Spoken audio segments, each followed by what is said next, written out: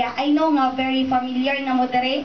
No, og ako tong paggunit ni Kuya sa youth, no, mo gini siya ang ako ang gigunitan nga promesa sa Ginoo. Og mo gid na ang gigunitan nga promesa dere sa ato ang simbahan. Ayan ba?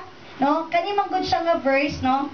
Daghan ang naga-hold on ani nga promise, lalo na tong sa mga tao nga nagkinahanglan og giya gikan sa Ginoo, og lalo na tong mga tao nga gusto og direksyon sa Ginoo. So kung namoy Bible, no, i-open ninyo ni sa Jeremiah 29:11 to 13.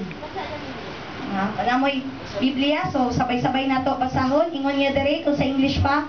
For I know the plans I have for you, declares the Lord, plans for welfare and not for evil, to give you a future and a hope. No? So isa ni siya ka promesa sa Ginoo, pero diri magud nga promesa sa Ginoo makuha nato kung paano ba nato gunitan ang promesa. Kabalo nga promesa ni siya, pero true ani siya nga verse, no, na ako'y nakuha na kanang inani day ang dapat buhaton, no, kumbaga para magunitan nato ang pulong sa Ginoo. So una, giingon niya dito na ako'y upat ka puntos, no, na nakuha ko unsa o paano ba nato kaptan ang promesa o saad sa Ginoo. Una, naay maayong plano o panukala ang Dios kanato.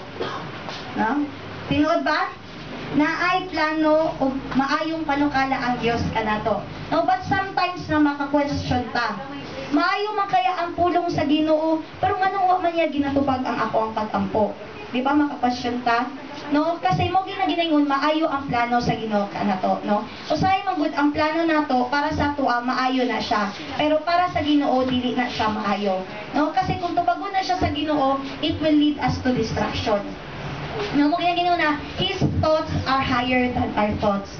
No, so dito matingala kung ano man naatay mga pag-ampo nga wala ginatubag sa Ginoo. Kay para sana mag-ampo ka nga, Lord, gusto na ko magdato jud nga milyonaryo.